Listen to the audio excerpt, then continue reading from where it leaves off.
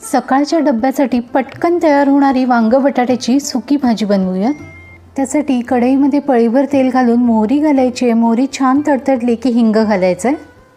लगेच बारीक चिरून घेतलेला कांदा घालायचा आणि सगळं व्यवस्थित असं हलवून घ्यायचं।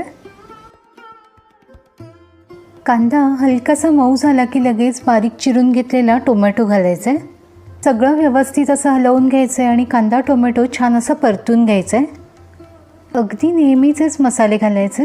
मालवणी मसाला घालते, रंगाचं तिखट आणि हळद घालून सगळं व्यवस्थित असं हलवून घ्यायचे। मसाले खाली लागू नयेत म्हणून थोडंसं पाणी घालते आणि सगळं व्यवस्थित हलवून तेल सुटेस्तोवर परतून घ्यायचे। हा कांदा टोमॅटोचा मसाला छान असा परतून झाला की यामध्ये बटाट्याचे काप घालायचे। बटाट्याचे हे असे उभे काप करून घेतलेत। बटाट्याचे कापसुद्धा कांदा टोमॅटोच्या मसाल्यामध्ये व्यवस्थित असे परतून घ्यायचे। चवीप्रमाणे मीठ घालायचे। सगळं व्यवस्थित हलवून झाकण ठेवायचे आणि बटाटा एक 80% शिजवून घ्यायचे। सगळं पुन्हा एकदा हलवून घ्यायचे आणि यामध्ये वांग्याचे काप घालायचे।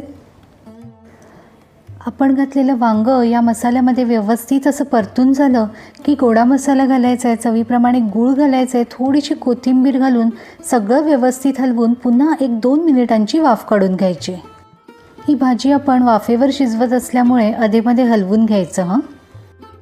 ओला नारळ आणि कोथिंबीर पेरली की आपली झटपट अशी वांग बटाट्याची भाजी डब्यासाठी तयार।